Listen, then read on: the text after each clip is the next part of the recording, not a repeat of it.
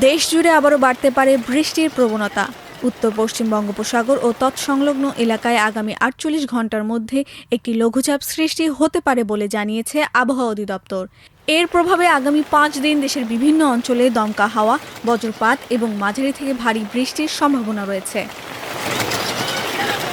আবহাওয়া অধিদপ্তরের পূর্বাভাস বলছে, বর্তমানে মৌসুমী বায়ু বাংলাদেশের ওপর মোটামুটি সক্রিয় রয়েছে।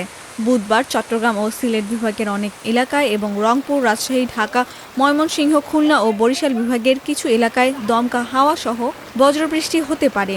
দেশের কোথাও কোথাও মাঝারি থেকে ভারী বর্ষণেরও আশঙ্কা রয়েছে।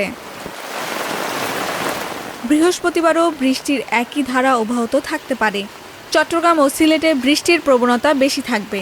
অন্য বিভাগের বিভিন্ন এলাকাতেও বজ্রসহ বৃষ্টি হতে পারে।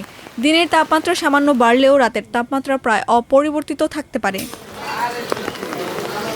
শুক্রবার ময়মনসিংহ, চট্টগ্রাম, খুলনা ও সিলেট বিভাগের অনেক এলাকায় বৃষ্টির সম্ভাবনা রয়েছে। অন্য বিভাগগুলোর কিছু এলাকাতেও বজ্রসহ বৃষ্টি হতে পারে। একই সঙ্গে দেশের কোথাও কোথাও ভারী বর্ষণের পূর্বাভাসও দিয়েছে আবহাওয়া অধিদপ্তর।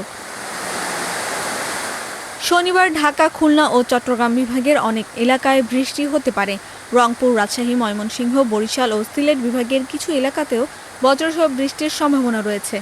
রোববারও দেশের বেশিরভাগ এলাকায় বৃষ্টি অব্যাহত থাকতে পারে।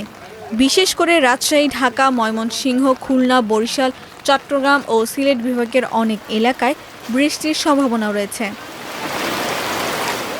আগামী কয়েকদিনে দিনের তাপমাত্রায় বড় পরিবর্তন না এলেও সপ্তাহের শেষের দিকে দিন ও রাতের তাপমাত্রা কিছুটা কমতে পারে।